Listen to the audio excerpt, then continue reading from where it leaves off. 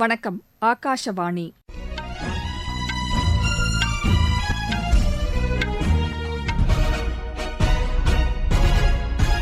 செய்திகள் வாசிப்பவர் லட்சுமி ராகவன். தலைப்புச் செய்திகள்: நமது லட்சியம் வளர்ச்சியடைந்த பாரதம் யாத்திரையில் பங்கேற்ற மத்திய அரசின் நலத்திட்ட பயனாளிகளிடையே பிரதமர் திரு நரேந்திர மோடி இன்று காணொலி மூலம் கலந்துரையாடுகிறார். ஊழல் மற்றும் இடைத்தரகர்கள் இல்லா ஆட்சி சூழல் தற்போது அமைந்துள்ளதாக குடியரசு துணைத் தலைவர் திரு ஜெகதீப் தன்கர் கூறியுள்ளார். தமிழகத்தில் ஆதி திராவிடர் மற்றும் பழங்குடியினர் நலத்துறை சார்பில் 171 கோடி ரூபாய் மதிப்பிலான திட்டப் பணிகளை முதலமைச்சர் திரு மு க ஸ்டாலின் இன்று தொடங்கி வைத்தார்.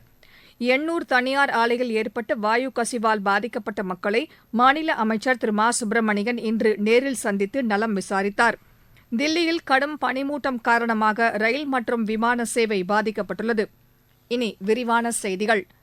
நமது லட்சியம் வளர்ச்சியடைந்த பாரதம் யாத்திரையில் பங்கேற்ற மத்திய அரசின் நலத்திட்ட பயனாளிகளிடையே பிரதமர் திரு நரேந்திர மோடி இன்று காணொலி மூலம் உரையாடுகிறார். இந்நிகழ்ச்சியில் நாடு முழுவதிலும் இருந்து ஆயிரக்கணக்கான பயனாளிகள் பங்கேற்கின்றனர். இந்த காணொலி கலந்துரையாடலில் மத்திய அமைச்சர்கள், நாடாளுமன்ற, சட்டமன்ற உறுப்பினர்கள், உள்ளாட்சி பிரதிநிதிகள் உள்ளிட்டோர் பங்கேற்கின்றனர். நமது லட்சியம் வளர்ச்சியடைந்த பாரதம் யாத்திரை மத்திய அரசின் முன்னோடி திட்டங்களை பயனாளிகளுக்கு திட்டமிட்டபடி கொண்டு சேர்க்க வேண்டும் என்ற நோக்கில் கடந்த மாதம் 15ஆம் தேதி முதல் நாடு முழுவதும் மேற்கொள்ளப்பட்டு வருகிறது.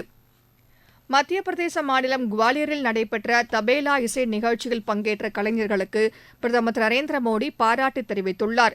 இந்திய இசையை அடுத்த கட்டத்திற்கு எடுத்துச் செல்லும் இவர்களின் முயற்சி பாராட்டுதலுக்கு உரியது என்று சமூக வலைதளத்தில் அவர் குறிப்பிட்டுள்ளார்.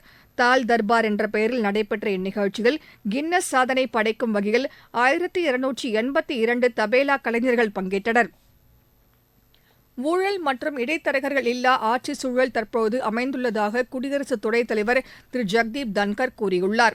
ஹரியானாவில் உள்ள ரோத்தக் மகரிஷி தயானந்த் பல்கலைக்கழக பட்டமளிப்பு விழாவில் பங்கேற்று பேசிய அவர், சட்டத்தின் முன் அனைவரும் சமம் என்பது தற்போது நடைமுறைக்கு வந்துள்ளதாக தெரிவித்தார். 15 ஆண்டுகளுக்கு முன்பு நிலவிய ஆட்சி சூழல் முற்றிலுமாக மாறியிருப்பதாகவும், நேர்மையும் வெளிப்படைத்தன்மையும் உள்ள ஆட்சி தற்போது இருப்பதாகவும் அவர் கூறினார்.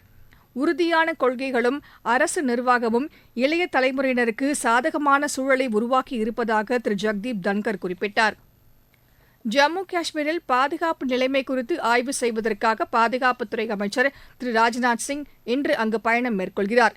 அங்கு ராணுவ வாகனங்கள் மீது தீவிரவாதிகள் தாக்குதல் நடத்திய பகுதிகளை அவர் ஆய்வு செய்கிறார். இந்த பயணத்தின்போது ராணுவ உயரதிகாரிகளுடன் அவர் ஆலோசனை மேற்கொள்ள உள்ளார்.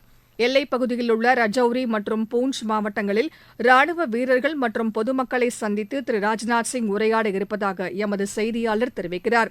இதைத் தொடர்ந்து ஜம்மு ஆளுநர் மாளிகையில் நடைபெறும் பாதுகாப்பு ஆய்வுக் கூட்டத்தில் தற்போதைய சூழல் குறித்து விவாதிக்கிறார். ராணுவ தலைமை தளபதி ஜெனரல் மனோஜ் பாண்டே ஜம்மு காஷ்மீரில் தீவிரவாதிகள் தாக்குதல் நடத்திய பகுதிகளை ஆய்வு செய்த நிலையில் பாதுகாப்புத்துறை அமைச்சர் பயணம் மேற்கொள்வது குறிப்பிடத்தக்கது. தமிழகத்தில் ஆதி திராவிடர் மற்றும் பழங்குடியினர் நலத்துறை சார்பில் 171 கோடி ரூபாய் மதிப்பிலான திட்டப் பணிகளை முதலமைச்சர் திரு மு க ஸ்டாலின் இன்று தொடங்கி வைத்தார். சென்னையில் நடைபெற்ற இந்நிகழ்ச்சியில் 184 கோடி ரூபாய் மதிப்பிலான நலத்திட்ட உதவிகளையும் பயனாளிகளுக்கு அவர் வழங்கினார். இந்நிகழ்ச்சியில் பேசிய அவர், ஆதி திராவிடர் மற்றும் பழங்குடியின மாணவர்கள் மற்றும் தொழில் முனைவோர்களுக்கு மாநில அரசு பல்வேறு நலத்திட்ட உதவிகளை வழங்கி வருவதாக தெரிவித்தார். ஆதி திராவிடர் மற்றும் பழங்குடியின மாணவர்கள் கல்வி பயில கட்டண சலுகைகள் வழங்கப்பட்டு வருது. திருத்தி அமைக்கப்பட்ட முனைவர் பட்டப்படிப்புக்கான உதவித்தொகை திட்டத்தின் கீழ் தலா 1 லட்சம் ரூபாய் வீதம் 2974 மாணவர்களுக்கு கல்வி உதவித்தொகை வழங்கப்பட்டிருக்கு.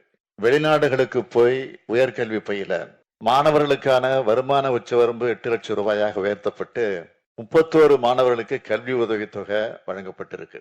தொழில் முனைவோருக்கான சமூக நிதியை உறுதிப்படுத்துற நோக்கில 2023-24 நிதியாண்டுக்கு 50 கோடி ரூபாய் நிதி ஒதுக்கீடு செய்யப்பட்டிருக்கு.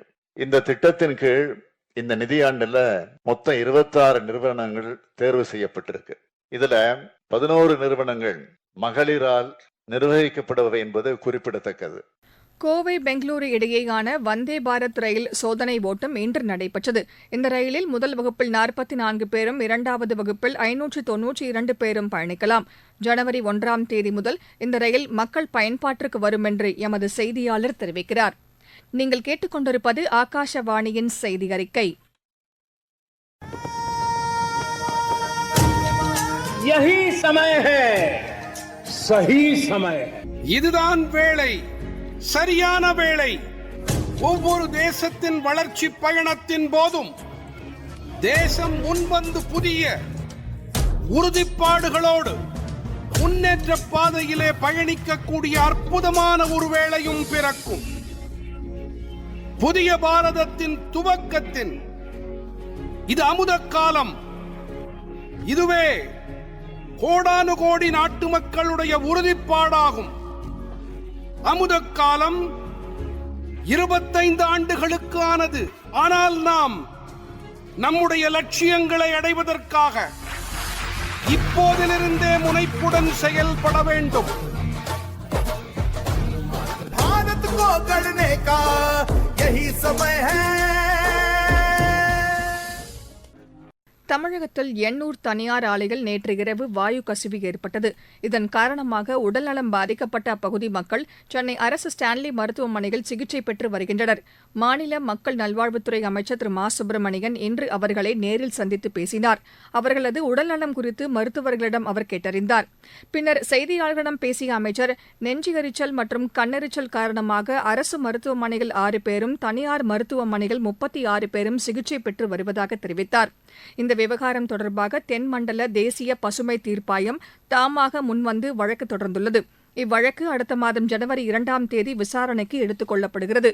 இதனிடையே எண்ணூரில் வாயு கசிவு ஏற்பட்ட தனியார் தொழிற்சாலையை தற்காலிகமாக மூட தமிழக அரசு உத்தரவு பிறப்பித்துள்ளது. நாடு முழுவதும் மேற்கொள்ளப்பட்டு வரும் நமது லட்சியம் வளர்ச்சியடைந்த பாரதம் யாத்திரை பொதுமக்களிடையே பெரும் வரவேற்பை பெற்றுள்ளது. மத்திய அரசின் திட்டங்கள் குறித்து விழிப்புணர்வை ஏற்படுத்துவதோடு விடுபட்ட பயனாளிகளுக்கு திட்டங்கள் சென்றடைவதை உறுதி செய்யும் நோக்கில் இந்த யாத்திரை மேற்கொள்ளப்பட்டு வருகிறது. தமிழகத்தில் காஞ்சிபுரம் மாவட்டம் மருதம் கிராமத்தில் நடைபெற்ற இந்த யாத்திரையில் ஏராளமானோர் பங்கேற்றனர். மத்திய அரசின் உஜ்வாலா திட்டம் மற்றும் செல்வமகள் சேமிப்பு திட்டத்தின் மூலம் தாங்கள் பயனடைந்ததாக பயனாளிகள் தெரிவித்தனர். என் பேர் சோபனா. நான் மருதம் கிராமத்துல இருந்து பேசுறேன். செல்வ மகள் சேமிப்பு திட்டம். நான் ஒரு பெண் குழந்தை வச்சிருக்கிறேன். அதனோட யூஸ்ஃபுல் எப்படின்னு சொன்னாங்க. நெக்ஸ்ட் விவசாயத்தை பத்தி சொன்னாங்க. மானியத்துல உஜ்வாலா பிரதமர் மோடியோட அந்த ஸ்கீம் பத்தியும் சொன்னாங்க. இது எல்லாமே ரொம்ப எனக்கு யூஸ்ஃபுல்லா இருந்தது. அவங்களுக்கு ரொம்ப தேங்க்ஸ். என் பேர் ரஞ்சிதா. புத்தாரத்துல இருந்து பேசுறோம். போஸ்ட் ஆபீஸ்ல இருந்து வந்திருந்தாங்க. செல்வ மகள் சேமிப்பு திட்டத்தை பத்தி தெரிஞ்சுக்கணும். அதுக்கப்புறம் உஜ்வாலா திட்டத்துல இருந்து கேஸ் பத்தி என்னன்னு தெரிஞ்சுக்கணும். நல்லா பயனுள்ளதா இருந்தது எங்களுக்கு இந்த தகவல். கடும் பனிமூட்டம் காரணமாக தில்லியில் மக்களின் இயல்பு வாழ்க்கை பாதிக்கப்பட்டுள்ளது. இன்று காலை அங்கு அதிக அளவில் பனிமூட்டம் ஏற்பட்டதன் காரணமாக போக்குவரத்து கடுமையாக பாதிக்கப்பட்டது. இதன் காரணமாக 25க்கும் மேற்பட்ட ரயில்கள் தாமதமாக இயங்கியதாக வடக்கு ரயில்வே தெரிவித்துள்ளது. தில்லி விமான நிலையம் சார்பில் வெளியிடப்பட்ட சமூக வலைதள பதிவில் 110க்கும் மேற்பட்ட உள்ளூர் மற்றும் சர்வதேச விமானங்களின் வருகை தாமதமானதாக தெரிவிக்கப்பட்டுள்ளது. இன்றும் நாளையும் தில்லியில் கடுமையான பனிமூட்டம் இருக்கும் என்று இந்திய வானிலை ஆய்வு மையம் தெரிவித்துள்ளது. பனிமூட்டத்துடன் காற்று மாசு கலக்கும்போது சுவாச கோளாறுகள், கண் எரிச்சல் ஏற்பட வாய்ப்பு இருப்பதாக அந்த மையம் கூறியுள்ளது. அதனால் பொதுமக்கள் எச்சரிக்கையுடன் இருக்குமாறு கேட்டுக் கொள்ளப்பட்டுள்ளனர். இன்று காலை 11 மணி அளவில் தில்லியில் காற்றின் தரக்குறியீடு 378 பதிவாகியுள்ளது. அடுத்த 3 நாட்களுக்கு மத்திய மற்றும் வடமேற்கு பகுதிகளில் கடுமையான பனிமூட்டம் நிலவும் என்று இந்திய வானிலை ஆய்வு மையம் தெரிவித்துள்ளது. விளையாட்டுச் செய்திகள். தென்னாப்பிரிக்காவிற்கு எதிரான முதலாவது டெஸ்ட் கிரிக்கெட் போட்டியில் முதலில் பேட் செய்து வரும் இந்தியா தனது முதல் இன்னிங்ஸில் நேற்று ஆட்ட நேர இறுதியில் 8 விக்கெட் இழப்பிற்கு 208 ரன் எடுத்துள்ளது. இந்தியா தென்னாப்பிரிக்கா அணிகள் பங்கேற்கும் 2வது டெஸ்ட் கிரிக்கெட் போட்டியின் முதல் நாள் ஆட்டம் மழை காரணமாக கைவிடப்பட்டது. தென்னாப்பிரிக்காவில் உள்ள பினோனியில் இப்போட்டி இன்று நடைபெறும் என்று எதிர்பார்க்கப்படுகிறது. ISL கால்பந்து போட்டியில் இன்று நடைபெறும் ஆட்டத்தில் மோகன் பகான் அணி கேரள அணியை எதிர்கொள்கிறது. இப்போட்டி கொல்கத்தாவில் இன்று இரவு 8 மணிக்கு தொடங்குகிறது.